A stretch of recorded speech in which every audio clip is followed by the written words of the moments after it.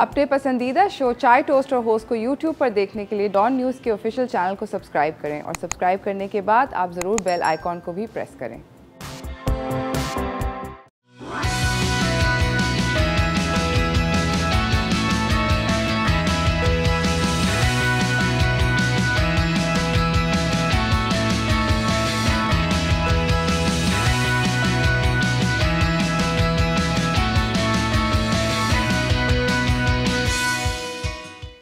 सलाम Pakistan, welcome to चाय toast और होस्ट। आई होप आप लोगों की सुबह जो है वो बहुत अच्छी चल रही है। चाय के कप बन गए हैं, मंडे मॉर्निंग है, हमें हैप्पी होना चाहिए। मैं एक्चुअली आज बहुत हैप्पी हूँ क्योंकि आज मैं इत्तफाकन मैं जल्दी उठ गई और क्योंकि मैं जल्दी उठ गई तो मुझे बिकॉज मैं जल्दी उठ गई तो मुझे मेरे ख्याल में काफ़ी कुछ सुबह सुबह करने को मिल गया एंड एज अ रिज़ल्ट मैं काम पर भी जल्दी आ गई। जब मैं काम पर जल्दी आ गई तो सदर ने कहा कि हम लोगों ने आज शाम तुम्हारे बाल काटने हैं तो हम आज शाम काटने के बजाय आज अभी काट लेते हैं। मैंने कहा व्हाट अ गुड आइडिया, तो हमने मेरे बाल भी काट लिए। देखिए, I have had a haircut early in the morning today. ऐसा भी होता है कि सुबह सुबह हम बाल काट लेते हैं। मेरे सुबह सुबह बाल कट गए। इसके अलावा मैं आप लोगों से बात करना चाहती थी। मेरा जो वीकेंड था वो काफ़ी इंटरेस्टिंग गुजरा। दो तीन चीज़ें मैंने रियलाइज़ करी हैं इस वीकेंड जो कि आई थिंक कि स्लोली या श्योरली हम सब लोगों को रियलाइज़ करनी चाहिए। एक तो ये कि 14 अगस्त हफ्ते के दिन था और मैंने अपनी बहुत अरसे बाद, मैं जिस एरिया में रहती हूँ it's very close to the sea view के बहुत करीब रहती हूँ। तो बेसिकली इतनी ज़्यादा पब्लिक कि मैं आपको बता नहीं सकती। इतने लोग थे, ओ माय गॉड। एंड मैं अपने घर से सिर्फ रोड क्रॉस मेरी जो बड़ी सुपरमार्केट है वो घर के उस तरफ है। तो आपको पता है जुम्मे को और इतवार को सुपरमार्केट बंद होती है। मुझे कुछ ग्रोसरीज चाहिए थी, इंपॉर्टेंट ग्रोसरीज चाहिए थी। ऐसा नहीं था बट इम्पॉर्टेंट थी। एंड मैं सुपरमार्केट जाने की कोशिश कर रही थी and I was just trying to go across the road और माय गॉड हम लोग वापस आ गए। हमने यू टर्न मार लिया। Could not go, it was just not possible because जहाँ जो छोटे सिग्नल्स हैं जहाँ पर बहुत ज़्यादा रश नहीं होता, सिग्नल जब बंद होता है तो उस पर ज़्यादा से ज़्यादा 5, 6, 10 गाड़ियाँ हो जाती हैं। वहाँ पर 1.5 किलोमीटर लंबी line. That's how bad it was. So basically ये वाली जो I feel bad also by saying this, मगर मेरे ख्याल में 14 अगस्त यस मनानी चाहिए, मगर मेरे ख़्याल में हम जिस तरीके से मनाते हैं उसको तब्दील करना चाहिए। मेरा सिर्फ ये रिक्वेस्ट है सब लोगों से कि जिस तरीके से हम लोग 14 अगस्त मना रहे हैं वो तरीका ठीक नहीं है। मे बी उसके बारे में थोड़ा सा हम लोग सोचें कि उसको किस तरीके से हम लोग बनाएं, बिकॉज़ ये अच्छी बात नहीं है कि हम लोग वहाँ पर मोटरसाइकिलों पे लेकर अपने बच्चों को लेकर निकले हुए। दैट्स फाइन, दैट्स ग्रेट, आप अपने बच्चों को लेकर जाएं, बट किसी सही जगह तो लेकर जाएं। आप मतलब रोडों पे उनको सड़कें क्यों न पा रहे हैं, ये तो सही नहीं है ना। तो कहीं किसी पार्क लेकर जाएं या अगर साहिल समुंदर ही जा रहे हैं तो अपने साइलेंसर ना उतारें, प्लीज़ ना उतारें। इतना शोर आप मचाते हुए की करते हुए जा रहे हैं और जो नौजवान हजरात हैं उनसे सबसे ज़्यादा रिक्वेस्ट है कि वो करतबात ना करते हैं। मैंने 3 लड़कों को मोटरसाइकिल के ऊपर बेवकूफ़ियाँ करते हुए बहुत बुरी तरह रोड के ऊपर एक्सीडेंट क्या, उनका मोटरसाइकिल स्लिप हो गया और हो जाता है, और वो लड़के और मोटरसाइकिल ऐसे जा रहे थे ज़मीन पे विदाउट मतलब वो बस घिसटते हुए जा रहे थे। वो ऑब्वियसली ऐसे ही होता है एंड शुक्र है I did not see anybody terribly hurt, मगर आई एम श्योर कि कुछ ना कुछ इस तरह का बुरा भी हुआ होगा, ज़रूर है, ऐसा तो होता है इस तरह के कामों में। तो खैर एनीवेज़ मेरी रिक्वेस्ट है कि जिस तरीके से हम लोग 14 अगस्त मनाते हैं उसके बारे में हमें थोड़ा सा सोचना चाहिए। स्पेशली जो लोग अपने छोटे छोटे बच्चों को लेकर जा रहे हैं, आप ये सोचें कि वो बच्चे इन नौजवानों को देख रहे हैं जो कि बेवकूफ़ियाँ कर रहे हैं, और जब वो बच्चे बड़े होंगे वो ये नौजवान बनेंगे कल को और वो भी ये बेवकूफ़ियाँ करेंगे। तो ये थोड़ा सा ज़रा ज़रूरी है कि हम लोग थोड़ी सी अक्ल कर लें इस मामले के अंदर। खैर एनीवेज़ इसी के साथ अब मैं आपको आज अगला हफ़्ता हम लोग बढ़ाते हैं। आज की कुछ इम्पॉर्टेंट ख़बरें हैं जो कि मैं आपको बताना चाहती हूँ। बड़ी एक इंटरेस्टिंग किस्म की ख़बर जो है सबसे पहली वो गुजरांवाला के शहर से है। गुजरांवाला के बाय द वे बहुत मशहूर है वहाँ पे चिड़े।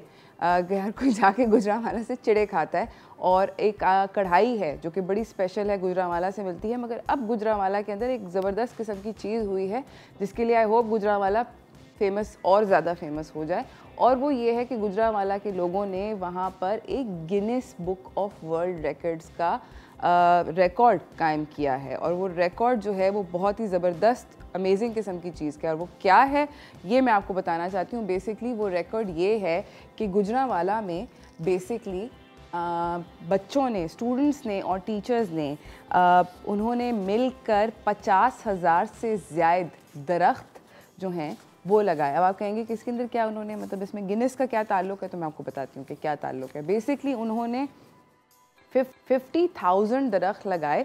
जीटी रोड जो कि गुजरांवाला से गुजरती है, जो पुरानी ग्रैंड ट्रंक हाईवे, जो कि it's one of the biggest oldest roads in the subcontinent, वहाँ पे उसकी ग्रीन बेल्ट का जो एरिया है जो कि 14 किलोमीटर का लंबाई है, वहाँ पर उन्होंने 50,000 प्लस ट्रीज़ लगाए इन अंडर अ मिनट। तो बेसिकली ये पहले रिकॉर्ड जो था वो इंडिया के पास था। इंडिया के अंदर उन्होंने बेसिकली 37,000 दरख्त लगाए थे 1 मिनट के अंदर। इन लोगों ने 50,000 दरख्त लगाए हैं 40 सेकंड के अंदर। ऑब्वियसली ये किन किन लोगों ने किया ये मैं आपको बताना चाहती हूँ। तो इसके अंदर 12,500 12,500 बेसिकली टीचर्स थी, स्टूडेंट्स थे और कम्युनिटी सिविल सोसाइटी के मेंबर्स थे। तो कि वो बहुत ज़बरदस्त किस्म की चीज़ है कि I am very happy to hear this kind of news. ये मैं आप लोगों को बताऊँ कि इन्होंने बेसिकली ये प्राइम मिनिस्टर इमरान खान का जो clean green 10 billion tree tsunami project है, ये उसके अंडर लगाए। इसके ऊपर थोड़ी सी लोगों ने तनकीद भी करी। तनकीद वाले जो थे, एक हज़रत ने थोड़ी सी लंबी तनकीद कर दी। वो PMLN से तौफीक बट का कहना ये था कि ये गुजरांवाला के अंदर बेसिकली सिक्योरिटी के मसाइल क्रिएट कर सकते हैं दरख्त। तो उसके ऊपर मैं उनको ये बोलना चाहती हूँ कि दोस्त ऐसा नहीं है। इनफैक्ट जो प्राइम मिनिस्टर के special assistant to climate change हैं, उनका नाम मलिक अमीन असलम है, उन्होंने बोला कि इसकी वजह से बहुत ज़्यादा, एक तो क्लाइमेट चेंज इज़ अ हम लोग अपने क्लाइमेट को बदलेंगे, तब्दील करेंगे। जो गर्मी हो रही है ख़तरनाक किस्म की हर तरफ, वो बेहतर होगी। प्लस ऑल्सो हम लोगों को ये पता होना चाहिए कि इसके जब दरख्त आप प्लांट करते हैं तो उससे वाइल्ड लाइफ जो है वो बहुत इनकरेज होती है, एट्सेट्रा एट्सेट्रा। तो आई थिंक इट्स वेरी इंपॉर्टेंट कि भी हमारा जो मुल्क सरसब्ज़ नहीं रहा, इस पर बहुत सारे ऐसे अर्बन एरियाज़ वो ग्रीन नहीं रहे, तो उनके लिए बहुत ज़रूरी है कि हम लोग बेसिकली दरख्त प्लांट करें।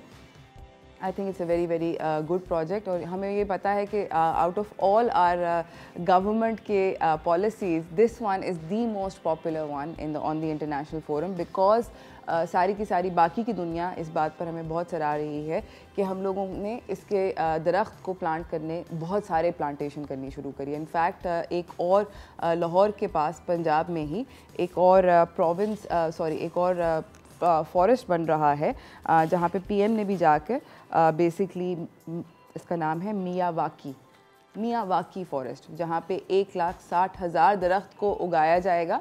और वहाँ पर बेसिकली एक उस टाइप का दुनिया का one of the best forest बन रहा है। So I really hope and pray कि वो जल्दी हो जाए और हमारे जो बच्चे हैं उसको देख सकें। फ़िलहाल हम जा रहे हैं एक छोटी सी ब्रेक की तरफ। ब्रेक से वापस आएंगे, मेरे पास और भी बहुत मज़े की चीज़ें हैं। एक स्ट्रेंज किस्म का झूला बना है, मगर इसके बारे में बताऊंगी मैं आपको एक छोटी सी ब्रेक के बाद। तो कहीं ना जाइएगा, देखते रहिए चाय toaster host.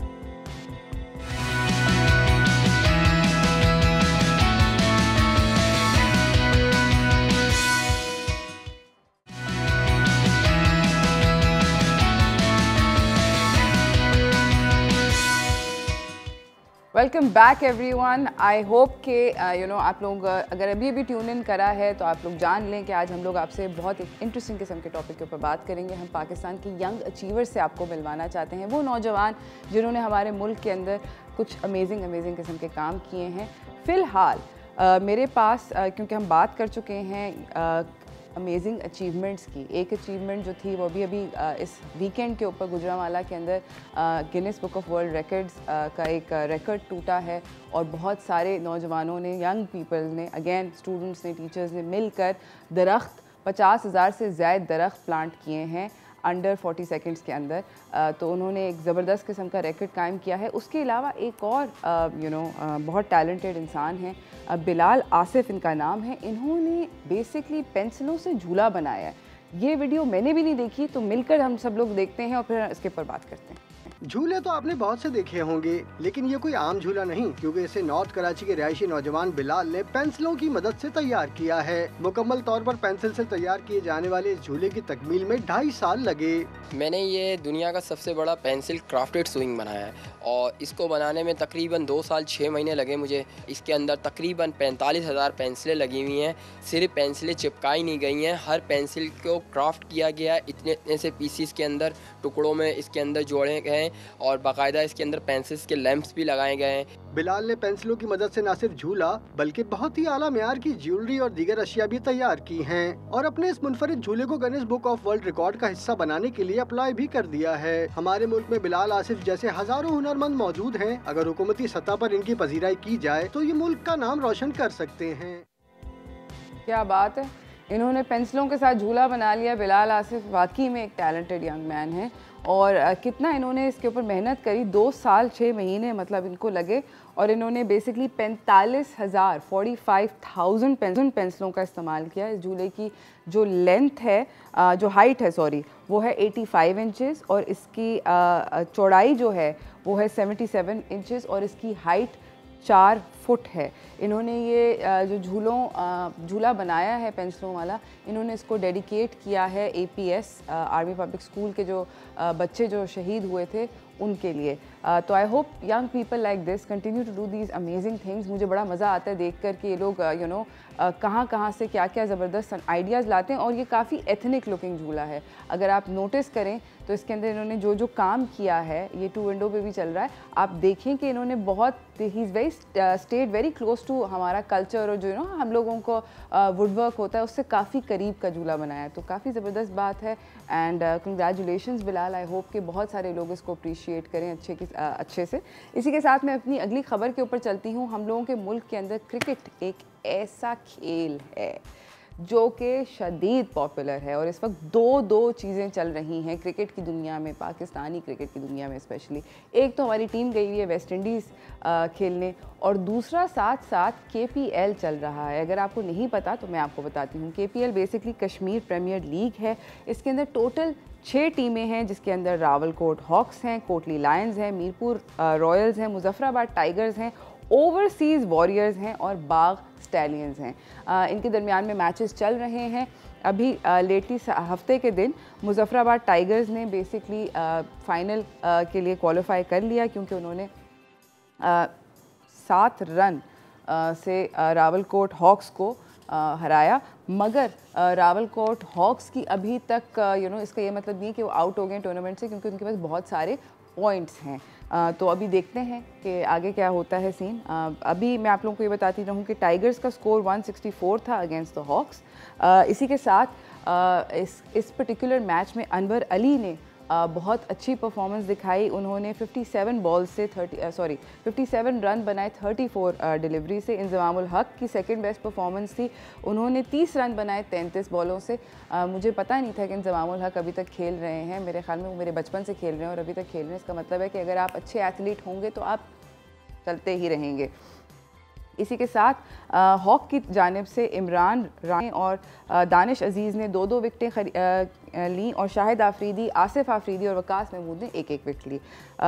Mohammad Hafeez run out हो गए काशिफ अली के हाथों। मगर काफ़ी इंटरेस्टिंग किस्म का ये मैच रहा।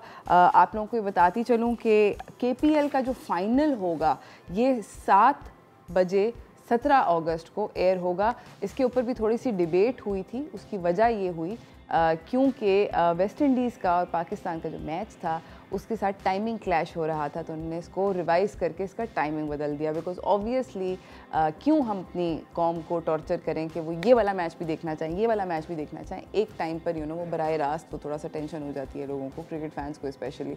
तो उन्होंने इसको ज़रा वो करते हुए कहा कि नहीं, उन्होंने उसका टाइम चेंज कर दिया। तो अब आप 17 अगस्त को 7 बजे शाम को ये वाला मैच का फाइनल देख सकते हैं KPL लीग का। I am also really interested कि कौन जीतेगा at the end of the day. इसी के साथ मैं आपसे बात करना चाहती हूँ कि हम लोगों के जो अगले मेहमान हैं वो एक अमेजिंग किस्म के एथलीट हैं लॉन्ग जंप के अंदर। लॉन्ग जंप, सो फील्ड और ट्रैक, ये कुछ ऐसे स्पोर्ट्स हैं जिसके अंदर पाकिस्तान ने लेटली ओलंपिक्स के अंदर एकदम से हम लोग सब लोग जागे कि हो वाओ, फील्ड और फील्ड और ट्रैक के भी स्पोर्ट्स के अंदर हमारा मुल्क कुछ कर सकता है। अरशद नदीम ने जैवलिन के अंदर और वेट लिफ्टिंग के अंदर तलहा तालिब ने।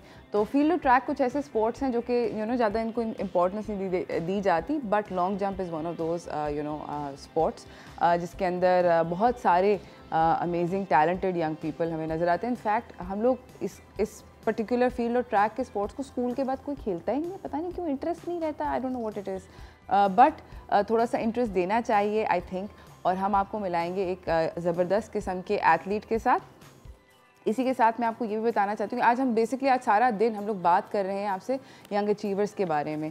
वन थिंग जो कि मैं आपसे बात करना चाहती हूँ वो बेसिकली ये है कि हमारे बच्चों को हम लोग आजकल बहुत ज़्यादा, एंड आई अंडरस्टैंड ऑल्सो, क्योंकि हम लोग सब के सब जो हैं हम लोग इतने ज़्यादा परेशान होते हैं उनके कॉलेज के बारे में, उनकी पढ़ाई के बारे में कि उनको क्या अच्छी नौकरी मिलेगी नहीं मिलेगी, नंबर किस तरह के आएंगे वगैरह वगैरह, तो हम उनको स्पोर्ट के अंदर इनकरेज नहीं करते। इनफैक्ट एक्चुअली स्पोर्ट के अंदर इनकरेज करना बच्चों को बहुत ज़्यादा ज़रूरी है, बिकॉज़ वो उनको बहुत इंपॉर्टेंट लाइफ स्किल्स सिखाता है। उनको बच्चों को जीतने से ज़्यादा हारना आना चाहिए। अगर आपका बच्चा हारना जानता है और किसी टीम के साथ खेलना चाहता है तो ट्रस्ट मी, आपका बच्चा जो है he is set for life. इसका मतलब ये है कि वो अपने कॉलीग्स के साथ, अपने घर वालों के साथ ज़िंदगी में बहुत अच्छे से आगे बढ़ सकता है। इसके बारे में सोचेंगे, थोड़ी सी और भी बात करेंगे, मगर अभी फ़िलहाल जा रही हूँ मैं ब्रेक की तरफ। ब्रेक से वापस आऊँगी, आपको अपने अगले मेहमान से मिलाऊंगी, तो कहीं ना जाइएगा, देखते रहिए चाय टोस्ट और होस्ट।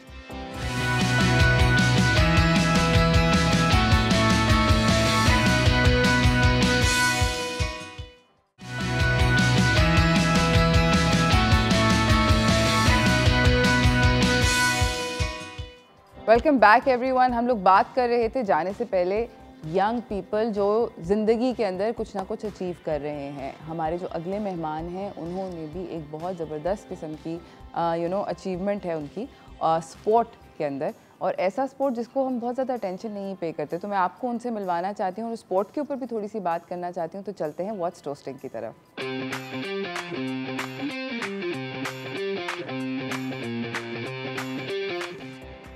हमारे साथ यहाँ पे मौजूद हैं लॉन्ग जंप के एथलीट आसिफ मगजी। अस्सलाम वालेकुम आसिफ। अस्सलाम। कैसे हैं आप? जी बिल्कुल ठीक।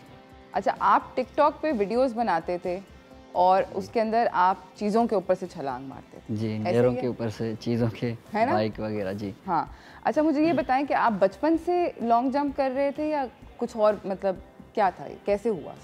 बचपन से तो नहीं करता रहा था, बस ये गांव में वैसे ही खेलते कूदते थे तो हाँ। सबसे फुर्तीला था बचपन में। तो ये फिर जब टिकटॉक आया या ऐसे ऐप आए तो उनमें फिर वीडियो बनाने लगे। हाँ। तो उसके बाद जो है ये ट्रेंड एक निकाला मैंने अपना जंप का। मुझे नहीं पता था कि कोई लॉन्ग जंप भी होता है, कोई गेम। अच्छा, आपको ये पता ही नहीं था कि ये स्पोर्ट होता है? जब वीडियोस वायरल हो गए उसके बाद फिर जो है पता चला कि ओ ये तो स्पोर्ट होता है। लोग कमेंट कर रहे थे। उस टाइम में मुझे नहीं पता। जब ज़्यादा वायरल हो गए फिर मुझे पता चला कि कोई ओलंपिक में लॉन्ग जंप की कोई गेम भी है। ओ, आपको ये पता ही नहीं था जब आप बना रहे थे? आप बस ऐसे ही मैं अपनी तरफ से जो है मतलब कोई नया ट्रेंड लाना चाहता था कि अच्छा, आपने कहा कि कोई मजेदार चीज़ है, चलो कुछ अलग करूं, कुछ अलग करना चाह रहे थे। जी। अच्छा, मुझे बताएं कि आप लॉन्ग जंप के अलावा हाई जंप कर सकते हैं? ऊंची कोशिश नहीं की है, लेकिन तकरीबन 4 फीट तकरीबन 5 फीट तक जंप लगा लेता हूँ। वाओ। ऊपर हाई जंप। अच्छा, अब आपको क्योंकि अब पता चल गया है कि इतने सारे ओलंपिक स्पोर्ट्स हैं जिसके अंदर लॉन्ग जंप है, हाई जंप है, आपको कौन कौन से ऐसे स्पोर्ट के बारे में आप पता चला है जो कि आप पहले आपको नहीं पता था? अब माशाल्लाह हर स्पोर्ट्स के बारे में पता चला है, क्योंकि मैं इस्लामाबाद पिंडी से GHQ में जब गया तो वहाँ मुझे सारा सब कुछ समझ में आ गया। सब अभी जो ओलंपिक्स चल रहे थे आप देख रहे थे? जी हाँ, जो ओलंपिक्स थी वो टेलीकास्ट चल रही थी, आप देख रहे थे? जी। उसके अंदर आपने देखा कि लोग क्या क्या अजीबो-गरीब स्पोर्ट के अंदर शॉट पुट है, जैवलिन है, इतने सारे हैं, बार है, ब्रिल है, तो वो सब आपने देखे? सब देखे। उनमें से आपको पर्सनली ज़्यादा कौन सा पसंद आया? मुझे खुद अब लॉन्ग जंप। लॉन्ग जंप आपने कहा ये मैं कर सकता हूँ, दिस आई कैन डू। अब मुझे ये बताएं कि कितना अब आप ट्रेन कर रहे हैं, तो पहले तो आप ऐसे ही शौकिया जिस तरह हम बात कर रहे थे, तो क्या अब आप कोई उसके लिए स्पेशल ट्रेनिंग कर रहे हैं? जी अब मैं अपनी जो है ट्रेनिंग कर रहा हूँ और प्रैक्टिस वगैरह करता रहता हूँ। तो इंशाल्लाह कोशिश मेरी यही है कि मैं अपने जंप को बढ़ाता रहूँ और माशाल्लाह से तकरीबन मुझे अभी 7-8 महीने हो गए, लेकिन काफ़ी मैंने जंप को बढ़ा लिया है और इंशाल्लाह यही कोशिश है कि जंप को बढ़ा लूँगा आगे भी। आप मुझे ये बताएं कि मतलब आपने अभी क्या जिम वगैरह, आपके पास कोई कोच है, कोई आपको सिखा रहा है, किस तरह आप कर रहे हैं? कुछ भी नहीं है, मैं खुद कर रहा हूँ। अपने गाँव में जाता हूँ, वहाँ गाँव में प्रैक्टिस करता हूँ। अच्छा, जी तो आप खुद अकेले करते हैं? जी। अच्छा, ये आपके देखें जंप भी चल रहे हैं, वाओ फैबुलस, इतने सारे मोटरसाइकिलों के ऊपर से, वाओ दैट इज इनसेन।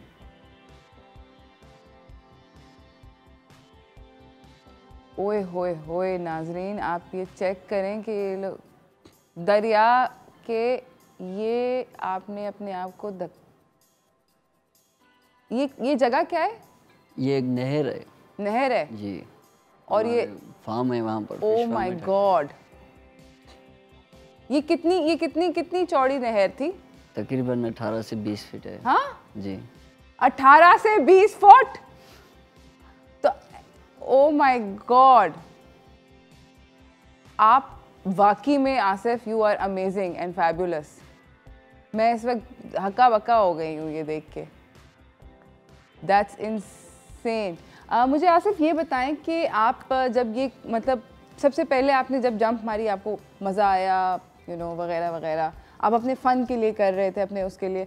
अभी आपको जब कोई बोलता है कि आप पाकिस्तान को रिप्रेजेंट करें ओलंपिक्स में वगैरह वगैरह, तो आपको कैसा फ़ील होता है? बहुत अच्छा फ़ील होता है, क्योंकि मैंने पहले भी मैं करता था, लेकिन मैं जो जितने मेरे वीडियोस हैं आपने देखे होंगे वो पाकिस्तानी नगमों पर हैं। हाँ, तो मैं जो है पहले भी पाकिस्तान के लिए ही कर रहा था, लेकिन उसमें जो है लाइक के लिए करता था ज़्यादा। हाँ। लाइक्स मिलते थे। अब जो कर रहा हूँ, अब जो है इंशाल्लाह इसलिए कर रहा हूँ कि मेरी जो लॉन्ग जंप है वो मैं कुछ करके दिखाऊँ पाकिस्तान के लिए, कुछ करूँ, कुछ मेडल लाऊँ पाकिस्तान के लिए, यही सोच है और इंशाल्लाह मैं इसी के साथ अपनी मेहनत भी कर रहा हूँ अब। माशाल्लाह, दैट्स अमेजिंग। तो आपने रूल सीखने की कोशिश करी कि ओलंपिक की सतह पे अगर इस गेम को खेलना है, इसके अंदर पार्टिसिपेट करना है, तो इसके क्या रूल्स हैं, ये आपने करने की आपने किसी ने आपसे बात करी या कुछ ट्रेनिंग हुई इस बारे में, कोई कॉन्वर्सेशन हुई? आज तक किसी ने मुझे बताया तो नहीं, लेकिन मैं जब ट्रायल दे के आया था तो मुझे किसी ने अभी तक नहीं बताया, ना ही कोई कोच है। मैं अपने तरफ से ही खुद कोशिश कर रहा हूँ और अब मैंने फ़िलहाल जो सोचा है, मैंने सोचा कि यूट्यूब से जो वीडियोस हैं उनमें देख के अपनी ट्रेनिंग स्टार्ट करूँगा इंशाल्लाह फ़िलहाल। ओके, मेरा इस वक्त जो दिमाग है वो फट चुका है नाजरीन, आई एम श्योर आप लोगों का भी फट गया होगा। आसिफ से बातचीत जारी है, मगर कहीं ना जाइएगा, देखते रहिए चाय टोस्ट और होस्ट।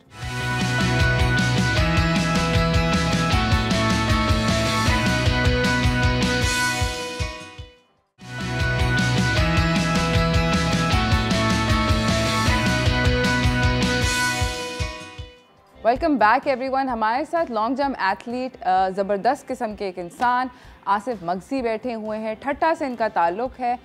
हम लोग बात कर रहे हैं कि आपने कितनी ज़बरदस्त और फैबुलस लॉन्ग जंप करी। मैं आपसे दोबारा से एक सवाल पूछना चाहूँगी, आप सोचेंगे मैं दीवानी सी हो गई हूँ, मगर मैं आपसे जानना चाहती हूँ कि आपको किसने ट्रेन किया? किसी ने नहीं। आज तक किसी ने नहीं, मैं खुद। आपको कभी कोई कोच मिला, कोई खुद, ये सब खुद है? खुद किया मैं।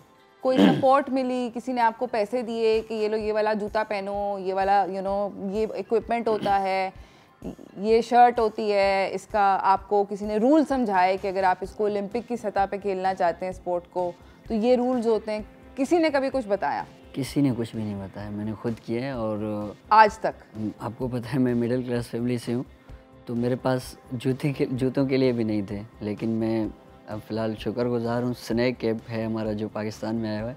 हाँ। उन्होंने मुझे जो है किया है, तो उनकी तरफ से मुझे पैसे मिल रहे हैं। आपका दिल टूटता है इस बात के ऊपर? दिल दुख खराब होता है? दुख हुआ था काफ़ी मुझे, लेकिन मैंने सोचा कि इससे किसी को कोई फ़र्क नहीं पड़ेगा, मैं खुद को खुद तैयार करूं, क्योंकि पहले भी किसी को पता नहीं था कि मैं हूं या मैं था। अब मैंने खुद साबित किया कि मैं हूं, मेरे अंदर टैलेंट है, तो इंशाल्लाह मैं मेहनत करूंगा और आगे भी दिखाऊंगा कि मैं आगे भी जा सकता हूं अपनी मेहनत से। आसिफ, मैं आपसे एक बड़ी ऑनेस्ट बात पूछना चाहती हूँ कि क्योंकि एथलीट ड्रेन बहुत सारा होता है, हमारे मुल्क में भी होता है और भी बहुत सारे ममालिक में होता है। अगर आपको कल कोई आके बोले, कोई और मुल्क आके बोले, बहुत सारे मिडल ईस्टर्न कंट्रीज़, बहुत सारे यूरोपियन कंट्रीज़, वो पाकिस्तान, बहुत सारे हम जैसे मुल्कों से एथलीट जो हैं उनको ले जाते हैं, उनको अपने मुल्क की नेशनैलिटी दे देते हैं। यूरोप में बहुत ज़्यादा होता है, और भी बहुत मुल्कों में बहुत ज़्यादा होता है, फर्स्ट वर्ल्ड में। अगर आपको कोई वहाँ से ऑफ़र करे और कहे कि आप एक काम करें, आप हमारे मुल्क में आएँ, हमारे लिए खेलें, ये लें, हम आपको नेशनैलिटी भी देंगे, पैसे भी देंगे, इज़्ज़त भी देंगे, तो आप क्या चले जाएंगे? सच सच बोलें। नहीं। क्यों? ऐसा क्या है? मैं अपने मुल्क के लिए कुछ करना चाहता हूँ और मुझे अपने वतन से मोहब्बत है, तो मैं इंशाल्लाह पाकिस्तान में ही खेलूँगा और पाकिस्तान के लिए कुछ करूँगा इंशाल्लाह। ओके। चाहे मुझे मेरी कोई मदद करे या ना करे, लेकिन मैं कुछ कर दिखाऊँगा पाकिस्तान के लिए। हाँ, ये तो बहुत अच्छी बात है। नहीं, ये बहुत अच्छी बात है कि आपको ऐसा लगता है, मगर मैं आपसे मतलब एक ह्यूमन नेचर होती है ना, इंसान का दिल चाहता है, एक इंसानी वो होता है कि कोई मुझे रिकग्नाइज़ करे। टिकटॉक पे तो लाइक्स एक अलग बात है, वो तो पब्लिक के लाइक्स हैं, वो तो मेरे और आप जैसे जितने भी लोग बैठ के टिकटॉक यूज़ करते हैं उनके लाइक्स हैं। मगर आप चाहते हैं कि आप अपने मुल्क के लिए भी, मुल्क से भी कोई उम्मीद है आपको कि कभी आपको कोई सपोर्ट मिलेगी, या उम्मीद छोड़ दी आपने? नहीं, उम्मीद तो है इंशाल्लाह, कोई ना कोई ज़रूर। बहुत सारे लोग हैं, क्योंकि मुझे कहीं और जाने भी नहीं दिया गया था पहले, तो इंशाल्लाह कहीं और से पाकिस्तान में ही मुझे अगर ऑफ़र आएंगे तो इंशाल्लाह मैं चला जाऊंगा अपनी ट्रेनिंग के लिए, पाकिस्तान के लिए खेलूँगा। ओके। अच्छा, मुझे ये बताएं कि आपने जब आपको पाकिस्तान एथलेटिक्स फेडरेशन ने आपको अप्रोच किया, तो उन्होंने आपको कितने अरसे पहले अप्रोच किया? तकरीबन 1 साल हुआ था, उन्होंने अच्छा। बुलाया था जब। ओके, 1 साल पहले। जी। और तो फेडरेशन की तरफ तो मैं गया ही नहीं था। अच्छा। क्योंकि मुझे पाकिस्तान आर्मी की तरफ से ऑफ़र आई थी, तो मैं मोहब्बत है अपनी आर्मी से, सही, तो मैं आर्मी की तरफ गया था। ओके। और फिर उसके बाद फिर जो है वहाँ पर ट्रायल हुए, ट्रायल भी दिए, मेडिकल वगैरह सब कुछ दिए, फिर सिलेक्शन हो गई। कहा कि आप सेलेक्ट हो गए, मुबारक हो, फिर अभी आप घर जाएं, हम आपको बुलाएंगे। अभी तक नहीं बुलाया। वाओ। ओके। मुझे ये बताएं कि आपकी फ़िटनेस रूटीन कैसी है? आप अपनी फ़िटनेस का ख़ुद ख्याल रखते हैं? कैसे रखते हैं? क्या क्या खाते हैं? क्या एक्सरसाइज करते हैं? किस तरह करते हैं? बस ये है कि यहाँ कराची जब आता हूँ तो इतना ख्याल नहीं रखता, लेकिन जब वहाँ गांव में होता हूँ तो सुबह तकरीबन 5, साढ़े 5, 6 बजे उठता हूँ, रनिंग वगैरह करता हूँ, फिर दिन में 4, 5 या 6 वैसे जंप लगा लेता हूँ, मतलब नहरों से या कुछ ऐसे ट्राई करता हूँ, बस ज़्यादा ऐसा कुछ नहीं। आपको ये बात पता है, मुझे बहुत ज़्यादा लॉन्ग जंप के बारे में नहीं पता, मगर आपको ये बात पता है कि आपका जो सबसे बड़ी लंबी जंप आप बता रहे थे, आपने 21 फुट की करी है? जी। राइट। आपको पता है कि दुनिया का जो सबसे बिगेस्ट रिकॉर्ड जो है सबसे लंबी जंप का, वो क्या है? 29 फीट है, मैंने है ना, 29 फीट। 29 फीट का रिकॉर्ड है। आप सिर्फ और सिर्फ 8 फुट शाये हो, सिर्फ। और अगर आप थोड़ी सी प्रैक्टिस करेंगे, मुझे यकीन है कि आप वो रिकॉर्ड तोड़ सकते हैं बाआसानी, इंशाल्लाह। I am sure of it. And we need आप जैसे और लोग। अगर आप जाते जाते कोई मैसेज देना चाहें? बस मैसेज तो कुछ भी नहीं है। इंशाल्लाह मैं यही कहूँगा कि अगर मुझे सपोर्ट मिले तो मैं कोशिश कर रहा हूँ, और इंशाल्लाह मैं पाकिस्तान का नाम रोशन करना चाहता हूँ, और इंशाल्लाह करूँगा। मेरी यही सोच है कि मैं पाकिस्तान जो इंटरनेशनल जो रिकॉर्ड है वो पाकिस्तान के नाम करूँ अपने। एब्सोल्युटली, इंशाल्लाह। इसी के साथ नाज़रीन, थैंक यू सो मच, बहुत बहुत शुक्रिया आसिफ आपका आने का। मगर मैं अपने नाज़रीन से रिक्वेस्ट करना चाहूँगी कि आसिफ को और आसिफ जैसे जितने भी नौजवान हैं उनको हमें बहुत ज़्यादा सपोर्ट करनी चाहिए। इनफैक्ट हमें आज ही, हम लोगों सोशल मीडिया पे और इतनी सारी बेकार चीज़ें लिखते हैं और इतना कुछ चीखें वीखें मारते हैं, हमें आसिफ जैसे लोगों के लिए भी अपनी आवाज़ उठानी चाहिए। हमें बोलना चाहिए कि इस तरह के नौजवानों को सपोर्ट करें, ताकि ये कल को हमारे मुल्क के अंदर मतलब टैलेंट है जो कि इतना ज़बरदस्त पकाई खीर है, इसको थोड़ी सी डायरेक्शन की ज़रूरत है, और देखें ये फिर क्या काम करके दिखाएंगे। तो हमें ये ज़रूर इसके अंदर थोड़ी सी करनी चाहिए। मुझे भी प्लीज़ आप लोग कॉल करके बताएं कि आप लोगों को ये स्टोरी सुन के कैसा लगा अभी अभी। Let's talk about this. इसी के साथ मैं एक छोटी सी ब्रेक पे जा रही हूँ, ब्रेक से वापस आऊँगी, आपको अपने अगले मेहमान से मिलाऊंगी। कहीं ना जाइएगा, देखते रहिए चाय टोस्ट और हॉट।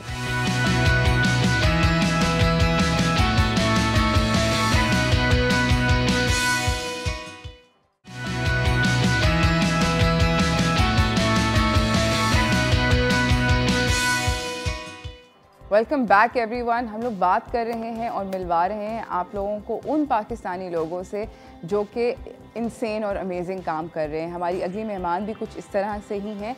इनका नाम है नाइला कियानी। ये फर्स्ट फीमेल पाकिस्तानी माउंटेनियर हैं जिन्होंने गशब्रम 2 जो कि 8000 मीटर से ज़्यादा ऊंची की बुलंदी के ऊपर का पहाड़ है और एक काफ़ी स्केरी पहाड़ है, it's quite a challenging mountain to climb, उन्होंने उसको समिट किया। अस्सलाम वालेकुम नाइला, कैसी हैं आप? अल्हम्दुलिल्लाह। नाइला, मुझे ये बताएं कि आपने आप बॉक्सिंग भी करती हैं, मगर आपकी जो सबसे ज़्यादा इंटरेस्टिंग मैंने भी आपकी प्रोफाइल में बात देखी थी वो ये थी कि आपने अपनी शादी जो है वो K2 बेस कैंप पे करी।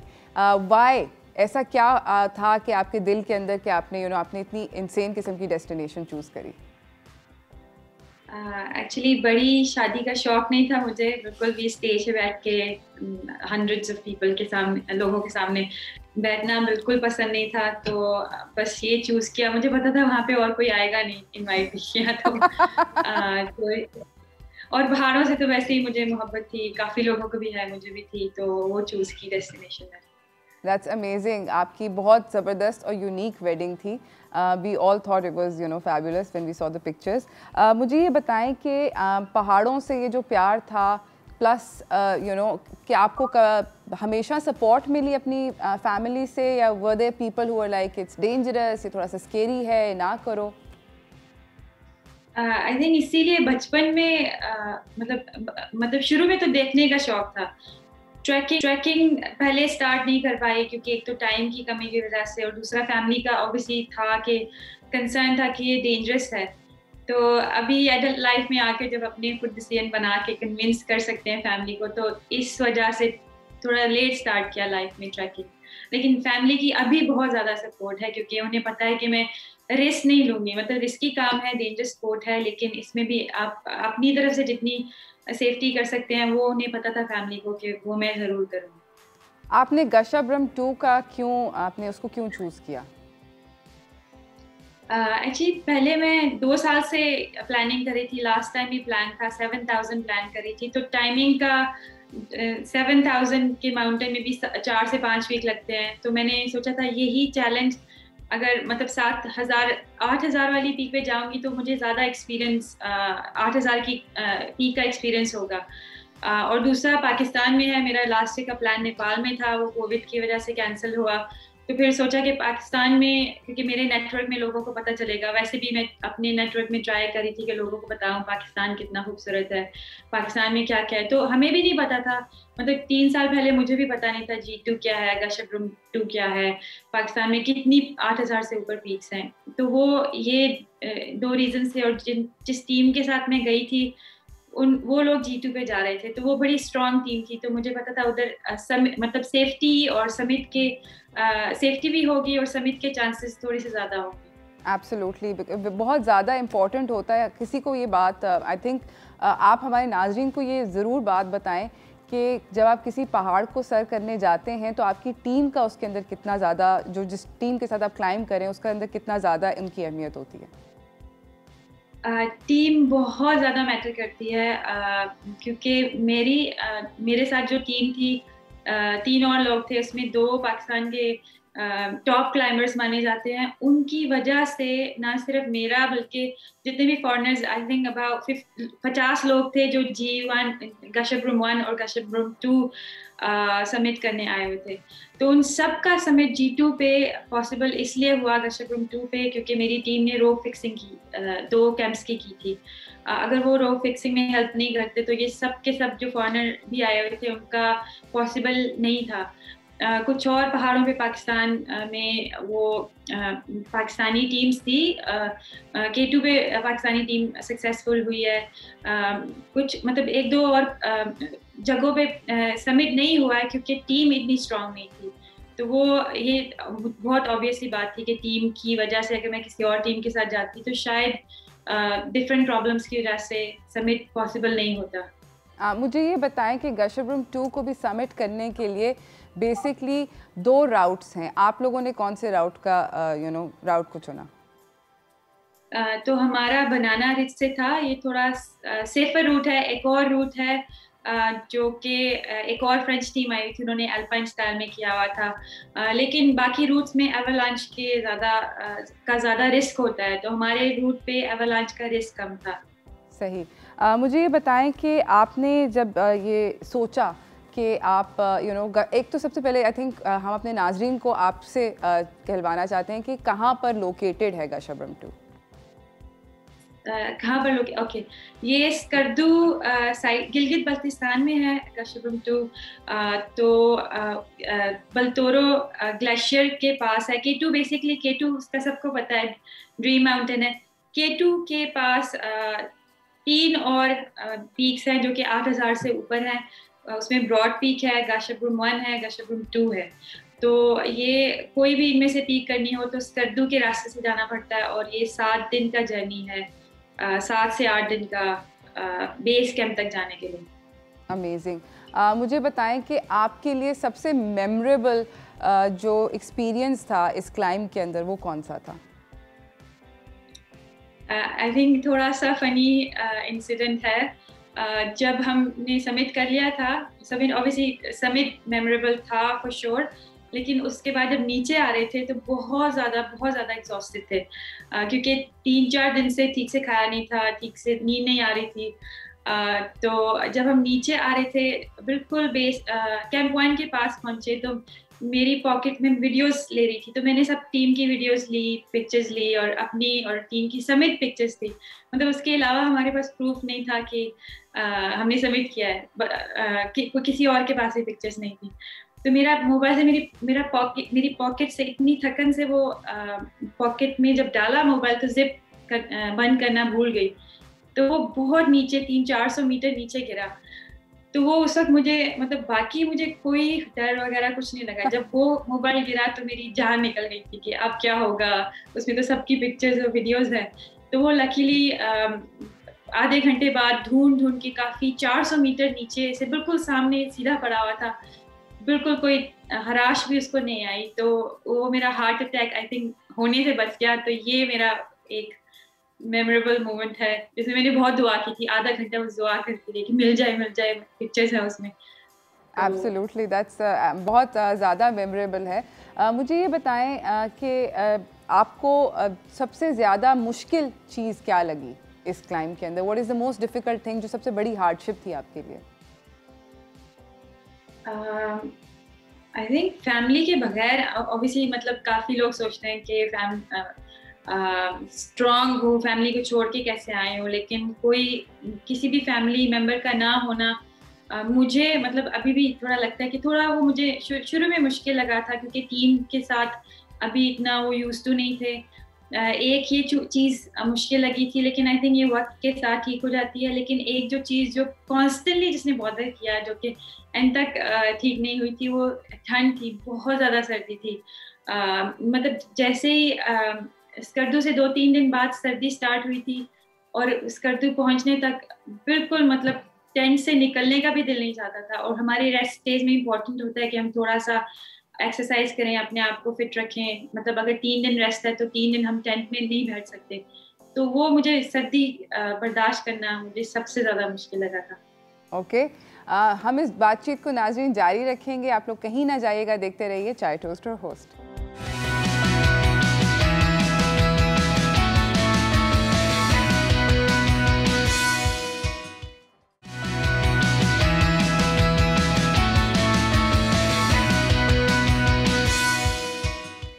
Welcome back everyone. हमारे साथ एक फैबुलस मेहमान यहाँ पर बैठी हैं, इनका नाम है Naila Kiani, super woman / mountaineer एक्स्ट्रॉर्डिनियर।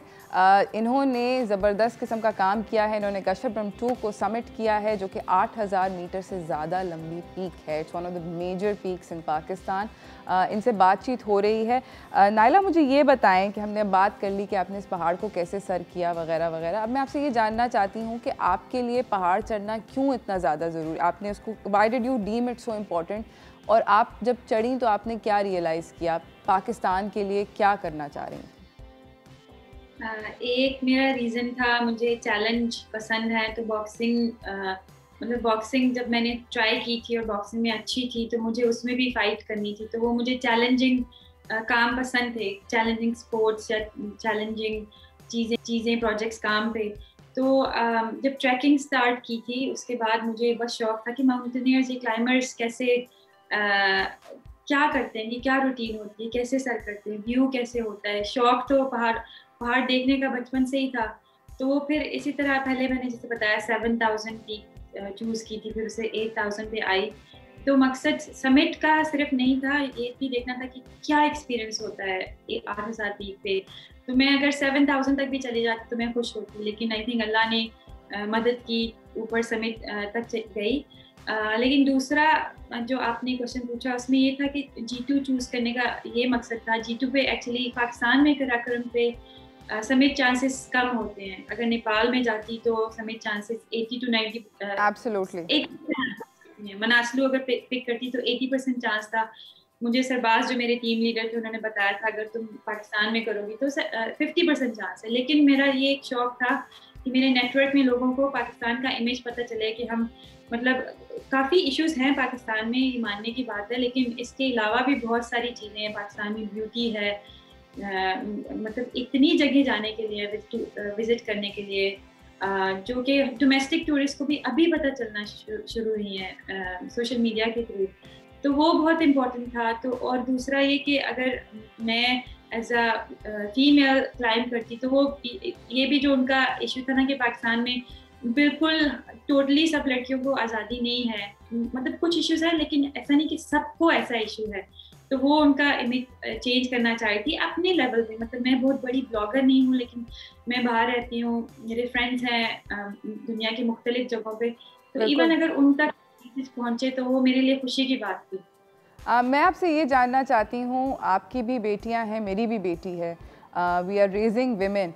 आप अगर ख़वातीन को कुछ मैसेज देना चाहें तो वो क्या है, स्पेशली पाकिस्तानी ख़वातीन को?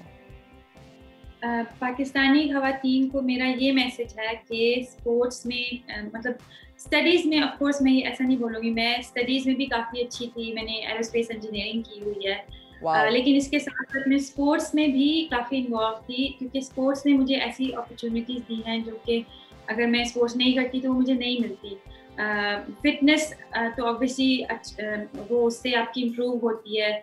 बॉक्सिंग से मुझे डिसिप्लिन मिला, मतलब माउंटेनियरिंग से मुझे बहुत सारी ऐसी स्किल्स मिली जो कि मुझे अगर नहीं करती तो नहीं मिलती। तो इसके अलावा मतलब कुछ मेरी फ्रेंड्स हैं, मेरे मतलब फैमिली में भी हैं जो कि मतलब फैमिली को संभालती हैं और बस मतलब टीवी देखती हैं। मतलब आई एम नॉट किसी को, आई डोंट मीन टू मतलब ऑफेंस, किसी को ऑफेंड नहीं करना चाह रही, लेकिन स्पोर्ट्स में ज़रूर हिस्सा लें, क्योंकि तरक्की वो भी कौमें करती हैं जिनके जो शहरी सिटीजन्स होते हैं वो डिफरेंट एक्टिविटीज़ में इन्वॉल्व होते हैं। तो स्पोर्ट्स बहुत इंपॉर्टेंट है। आप अपने इससे अगर लेट्स से अगर कोई घर पे है, उसको डिप्रेशन है, स्पोर्ट्स करेंगी, फिजिकल एक्टिविटीज़ करेंगी, वो भी कमी होती है। तो मेरा लड़कियों को यही मैसेज है, क्योंकि पाकिस्तान में मैंने जहाँ तक देखा है, यूरोप में, बाकी कंट्रीज़ में, इवन मिडल ईस्ट में बहुत ज़्यादा इन्वॉल्व हैं स्पोर्ट्स में, इवन जिम करने में, जो कि हमारे पाकिस्तान में नहीं है। तो वो मेरा ये मैसेज होगा कि प्लीज़ कुछ ना कुछ ज्वाइन करें, कोई भी हॉबी साइड पे रखें।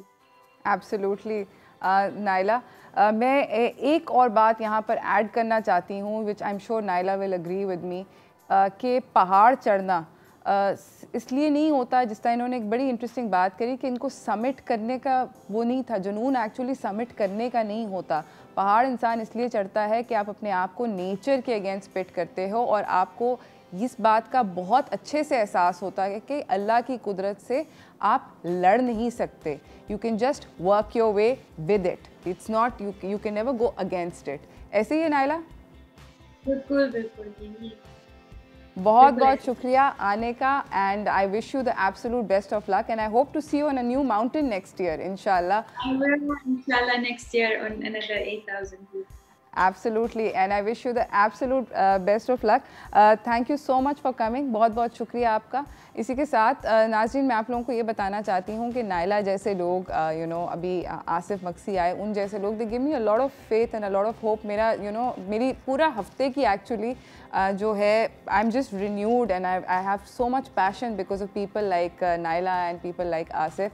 इसी तरह की कुछ हमारी जो अगली मेहमान हैं वो भी इसी तरह से हैं और बड़ी इंटरेस्टिंग किस्म का उन्होंने भी काम किया है और सुपर टैलेंटेड है. मैं आपको उनसे मिलवाऊंगी, मगर इस छोटी सी ब्रेक के बाद. तो कहीं ना जाइएगा, देखते रहिए चाय टोस्ट और होस्ट.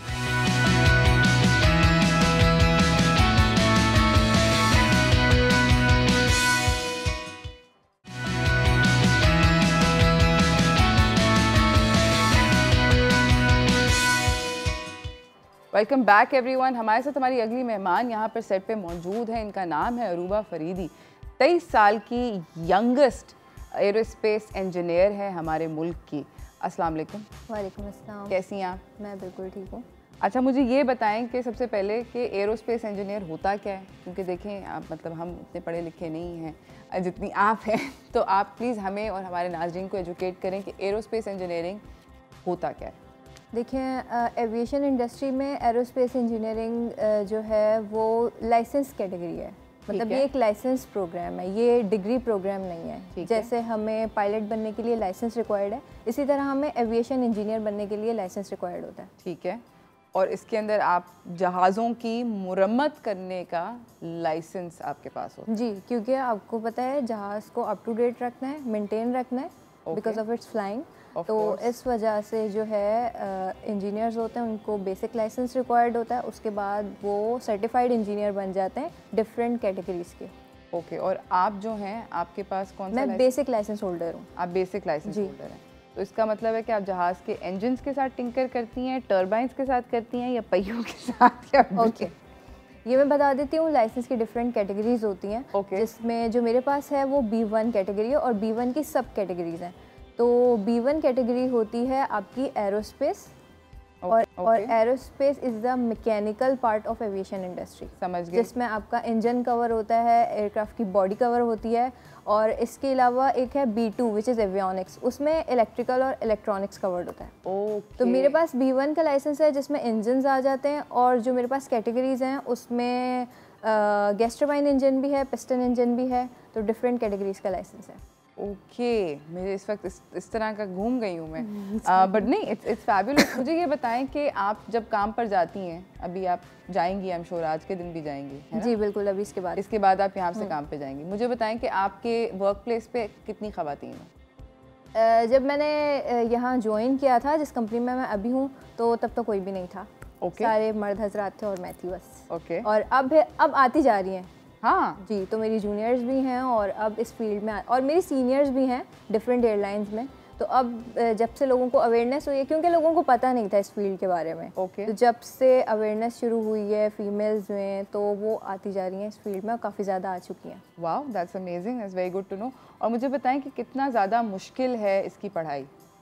इसकी पढ़ाई थोड़ी मुश्किल है, क्योंकि आप के एयरक्राफ्ट के मटेरियल्स की बात होती है, टूल्स की बात होती है. स्पेशली टूल्स जो है वो आप यूँ समझ लें कि एक बेसिक की है. अगर आपको टूल्स की इंफॉर्मेशन नहीं है या टूल्स के बारे में पता नहीं है, प्रॉपर नॉलेज नहीं है, तो आप जहाज़ पे काम ही नहीं कर सकते. मेरे हिसाब से एक अच्छा इंजीनियर वो है जिसको टूल्स की प्रॉपर नॉलेज हो, कौन सा टूल कहाँ पर इस्तेमाल करना है. क्यों? क्योंकि एविएशन इंडस्ट्री बहुत एक सेंसिटिव इंडस्ट्री है. इसमें गलतियों की गुंजाइश है ही नहीं. तो ये सारी चीज़ें बहुत इंपॉर्टेंट हैं.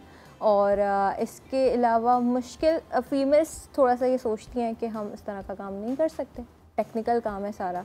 तो ये एक सोच जो है वो सोच की हद तक ही रह गई है. अगर आप प्रैक्टिकली देखें तो फीमेल्स बहुत अच्छे से काम कर लेती हैं. ऑफ कोर्स, क्योंकि बहुत ज़्यादा डिटेल ओरिएंटेड होती हैं ख़वातीन. बिल्कुल ऐसे छोटी छोटी चीज़ के अंदर घुसती हैं. बिल्कुल, बहुत नफासत पसंद होती हैं और बहुत अच्छे तरीके से काम कर देती. फिर वो चाहे मेंटेनेंस हो, चाहे वो कोई सर्विसिंग हो, चाहे किसी किस्म की इंस्पेक्शन हो, कुछ भी हो. डिटेल ओरिएंटेड बिल्कुल जो वो होता है उसमें अच्छा रह जाता है. अच्छा, मुझे ये बताएं कि इसके अंदर जो ज़ोरे बाजू है, फिज़िकल एस्पेक्ट जो है, ऑब्वियसली हम लोग नाजुक पार्ट ऑफ सोसाइटी हैं, तो इसके अंदर क्या फिज़िकल काम जो है वो ज़्यादा होता है, कम होता है? बिल्कुल, जैसे जो मेरा ट्रेड है एरोस्पेस, उसमें फ़िज़िकल काम ज़्यादा होता है। जैसे हम टायर्स को डील करते हैं, व्हील्स को डील करते हैं। तो अगर आपको व्हील का कोई समझें पेज, हाँ देखें, जहाँ तक मुझसे होता है मैं करती हूँ, और जहाँ मुझे लोगों की ज़रूरत होती है तो मैं उनको इस्तेमाल करती हूँ। आप हेल्प मांग लेते? बिल्कुल, इसमें कोई इस तरह की बात नहीं है कि फीमेल्स नहीं कर सकती। ऑब्वियसली एक बंदा सब कुछ डील नहीं कर सकता, तो जहाँ मुझे लोगों की ज़रूरत होती है तो वहाँ मैं उन लोगों को बुला लेती हूँ और उनसे भी काम करवा लेती हूँ। Okay, that's very good. और मुझे ये बताएं कि आप जब यहाँ मतलब जब आप आई थी इस फील्ड के अंदर, आप कह रही थी कि आपके ऑफिस में कोई और ख़वातीन नहीं थी, तो आपको क्या उस वर्क प्लेस के अंदर अजीब लगता था कि I am the only female there? अच्छा, मेरे साथ तो ऐसा रहा है, जब मैंने ये फील्ड ज्वाइन की तो मेरे बैच में कोई लड़की नहीं थी, फिर मेरे ट्रेनिंग पीरियड में भी कोई फीमेल नहीं थी, तो मुझे इस तरह से आदत हो गई। और अब ऐसी आदत है, देखें इतना मसला नहीं होता है जितना हमने बना लिया। क्यों? क्योंकि अगर आपको देख रहे होते हैं ना लोग कि आप बहुत पैशनेट हैं अपनी फील्ड के लिए और बहुत अच्छे से काम कर सकती हैं, तो फिर वो लोग भी सपोर्ट करते हैं। तो मेरे लिए एक ये चीज़ बहुत अच्छी थी कि जो मेरे मेल कोलीग्स थे वो मुझे सपोर्ट करते थे और अभी भी करते हैं। That's amazing, that's actually very very heartening to know. इसी के साथ नाजरीन, मैं जा रही हूँ एक छोटी सी ब्रेक की तरफ। ब्रेक से वापस आऊँगी, हम बातचीत को जारी रखेंगे, तो आप लोग कहीं ना जाइएगा, देखते रहिए चाय टोस्टर होस्ट।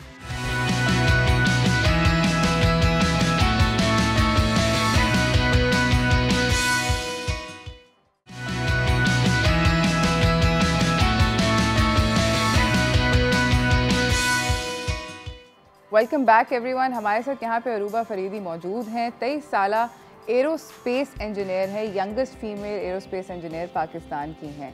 अरूबा, मैं आपसे ये जानना चाहती हूँ, मेरी जो फील्ड है वो भी मेल डोमिनेटेड है। रेस्टोरेंट्स के अंदर बेसिकली लड़के ही ज़्यादा होते हैं, लड़कियाँ नहीं होती। मगर मैंने दो तीन दफ़ा से कई ज़्यादा मैंने ख़वातीन को हायर करके देखा और मैं जनरली वेरी फ्रैंकली डिसअपॉइंट हुई। I like to be honest.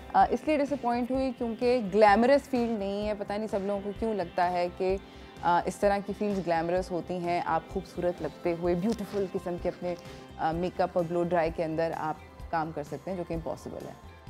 क्या आपकी फील्ड के अंदर ख़वातीन का या आपका ख़ुद का इस तरह की एक्सपेक्टेशन थी और वो रियलिटी से बरक्स निकली?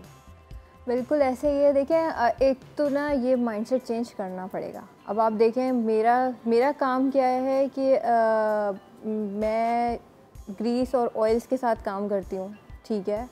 इंजन सर्विसिंग हो गई, ये सारी चीज़ें, तो उसमें इतना टाइम ही नहीं होता कि आप इन चीज़ों पे तवज्जो दें, ठीक है, क्योंकि काम इम्पॉर्टेंट है। अगर आपको पाकिस्तान के लिए कुछ करना है या अपनी फील्ड के लिए कुछ करना है तो आपको ये सारी चीज़ें साइड पे रखनी पड़ेंगी। एब्सोल्युटली। और ये समझने की ज़रूरत है, क्योंकि देखिए फील्ड वर्क में ये सारी चीज़ें एक साथ नहीं चल सकती, ये सोचना पड़ेगा और उसके बाद ही जो है मिट्टी पसीने भी आते हैं। बिल्कुल ऐसे ही है। कभी कभी तो ख्याल ही नहीं रहता। अब आप सोचें कि अगर एक साथ कोई 5-6 डिपार्चर्स हैं या अराइवल्स हैं और आपको जहाज़ रेडी करके देना है तो वो इम्पॉर्टेंट है। उस वक्त आप ये नहीं सोच सकते कि जो है ना मुझे ज्वेलरी का ख्याल रखना है और मेरा मेकअप सेट होना चाहिए, ये सारी चीज़ें काम नहीं आती। बिल्कुल। और इतने सारे लोगों की सेफ्टी आप पे डिपेंडेंट है। बिल्कुल ऐसे। That's another thing I want to talk to you about. जल्दी से मुझे बताएं कि सेफ्टी चेक्स के अंदर क्या आपके ख्याल में हमारी जो एरोस्पेस इंडस्ट्री है, क्या ये इंटरनेशनल स्टैंडर्ड्स को मीट करती है? ऑनेस्ट जवाब में देखें, पहले तो ये कि जो एविएशन इंडस्ट्री है वो है ही इंटरनेशनल स्टैंडर्ड्स के मुताबिक, ठीक है। जो जहाज़ बाहर इस्तेमाल हो रहे हैं वही पाकिस्तान में भी इस्तेमाल हो रहे हैं, तो टेक्नोलॉजी का कोई डिफरेंस नहीं है। जो पाकिस्तान में है वो बाहर है, ठीक है। अब उस हिसाब से उसकी एक्सपायरी भी है। डिफरेंट कंपोनेंट्स होते हैं जिनको टाइम टू टाइम चेंज करना ज़रूरी है, चाहे वो ख़राब हो या ना हो, ठीक है। एक एक्सपायरी डेट होती है जिसके बाद हम उनको चेंज कर देते हैं। उसके अलावा जो वीकली मेंटेनेंस होती है या ईयरली मेंटेनेंस होती है या आवर्स पे डिपेंड करती है। जैसे कुछ इंजन की मेंटेनेंस ऐसी होती है, या आप लैंडिंग गियर्स की बात करें, डिफरेंट पार्ट्स हैं जहाज़ के, जितना भी जो व्हील्स का एरिया होता है वो लैंडिंग गियर कहलाता है, सुना होगा आपने। बिल्कुल। तो उसको जो है आपने ईयरली भी मेंटेन करना होता है, और दूसरा कितने आवर्स वो चल चुका है, ठीक है, कितनी दफ़ा इस्तेमाल हुआ है, जिस तरह गाड़ी के हिसाब से उसको मेंटेन रखना बहुत ज़रूरी है। ठीक है। तो इस तरह से मैंने आपको पहले भी बताया कि ये बहुत सेंसिटिव फील्ड है, तो हमें कोशिश करनी होती है कि हमारी जो गलतियों का रेशियो है वो बिल्कुल ज़ीरो पे नहीं ले जा सकते, लेकिन कम से कम करें।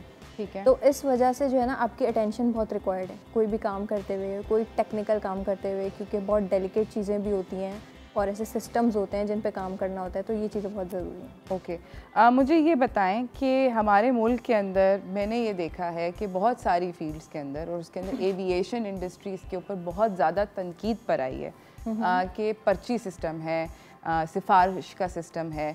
क्या ऐसा सच है या नहीं? देखें, काफ़ी हद तक ये सच भी है और अब देखें ये सब चीज़ें ना बहुत सारी फील्ड्स में, ऐसा I नहीं agree, कि सिर्फ एविएशन इंडस्ट्री मैं में आपसे हो। सिर्फ एविएशन की बात कर रही हूँ इसलिए क्योंकि आप एविएशन इंडस्ट्री से हैं। बिल्कुल ठीक है, मैं आपको एक बात बता देती हूँ कि देखें ये सब कुछ मैंने भी फेस किया है, स्टिल फेस कर रही हूँ, लेकिन हम ही वो लोग हैं ना, वो कुछ लोग हैं जिन्हें इस लड़ाई में आगे बढ़ना है। और हम जितने भी, मैं ये समझती हूँ कि देखें बिल्कुल नॉन टैलेंटेड लोगों के साथ कोई फील्ड नहीं चल सकती, टैलेंटेड लोगों का होना भी ज़रूरी है बहुत। और मैं ऐसा टाइम नहीं देखना चाहती कि टैलेंटेड लोग एक मजबूरी बन जाएं और उनको मजबूरी समझ के ही किसी फील्ड में रखा जाए। तो मैं अगर किसी पॉलिटिकल लेवल पे भी बात करूँ तो मैं ये कहूँगी कि गवर्नमेंट को टैलेंटेड लोगों को सपोर्ट करना चाहिए, बहुत ज़रूरी है हर फील्ड के लिए। ये पर्ची सिस्टम जो इतना अपग्रेड हो गया है इसको ख़त्म करना चाहिए, क्योंकि ये देखें ऐसी फील्ड्स हैं कि जहाँ पर टैलेंट, नॉलेज की रिक्वायरमेंट बहुत ज़्यादा है। ऑब्वियसली इतने सारे कोई लोगों की ऐसा सेफ्टी जो बिल्कुल है, कोई ऐसा काम नहीं है कि जो आप देखते देखते सीख सकें। इस चीज़ के लिए पढ़ना भी पड़ता है, बहुत सारी चेंजिंग्स हैं, तो ये सारी चीज़ें बहुत इंपॉर्टेंट है और अपने आप को अप टू डेट रखना पड़ता है। दैट्स आल्सो बिल्कुल ऐसा ही है। और आप देखिए जहाज़ तब्दील होते हैं, पार्ट्स तब्दील होते हैं, उनके रूल्स तब्दील होते कोई हैं, अमेंडमेंट आती है, कोई चेंजिंग आती है, कोई मॉडिफिकेशन आती है, तो उसके लिए आपको पढ़ना ही है, या कोई कोर्स करना है आपको किसी और जहाज़ का, तो आपको इस फील्ड में कंटिन्यूसली पढ़ते रहना है। जैसे मेडिसिन की फील्ड है, बहुत सारी ऐसी बिल्कुल फील्ड्स हैं, you have to constantly update yourself. आप पूरी दक्यानूसी पढ़ाई के ऊपर डिपेंड नहीं कर सकते। ऐसे ही है। बिल्कुल बिल्कुल ऐसे ही है। आप ख़वातीन को क्या मैसेज देना चाहेंगे? देखें, ख़वातीन के लिए तो मेरा एक ही मैसेज है कि बराए मेहरबानी एक तो ये कॉन्सेप्ट अपने दिमाग से निकाल दें कि ख़वातीन कुछ नहीं कर सकते। जब तक हम डरते रहेंगे हम कुछ भी नहीं कर सकते, ठीक है। आप पाकिस्तान से बाहर देखें तो कोई ऐसी फील्ड नहीं है मेरे ख़्याल से, कोई ऐसी, मतलब छोटे से छोटा मैकेनिक भी ख़वातीन है, और आप अगर बहुत बड़े लेवल पे आ जाती हैं तो ख़वातीन बॉसेज हैं। बहुत अच्छा फ़ील होता है मुझे ये चीज़ देखकर कि एक ट्रक ड्राइवर भी ख़वातीन है, ठीक है। पाकिस्तान में ये चीज़ें बहुत ज़्यादा कम जो है मैं देखती हूँ, तो मैं चाहती हूँ कि बहुत ज़्यादा जो है ख़वातीन इस फील्ड में या किसी भी फील्ड में बहुत ज़्यादा इन हो।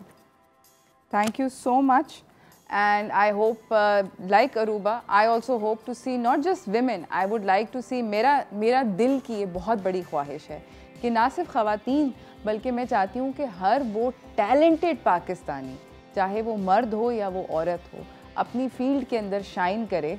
और अगर आप इस तरह के किसी भी इंसान को जानते हैं, कोई भी काम छोटा नहीं होता, कोई भी काम बड़ा नहीं होता, तो ज़रूर आप उसको सपोर्ट करें जिस भी कैपेसिटी में आप उसको सपोर्ट कर सकते हैं। आई थिंक ये एक ऐसी बात है कि हम हम आगे लेकर बढ़ सकते हैं और हम एज अ कौम तरक्की करेंगे। बिकॉज देखिए, मेरी ख़ुद की तरक्की या फॉर एग्ज़ाम्पल अरूबा की ख़ुद की तरक्की या जितने भी यहाँ पर इस वक्त लोग आए थे, किसी की ख़ुद की तरक्की से मुल्क नहीं तरक्की करेगा, वो इंसान तरक्की करेगा। वो तरक्की लेवल तक जा सकती है, फिर कैप लग जाती है।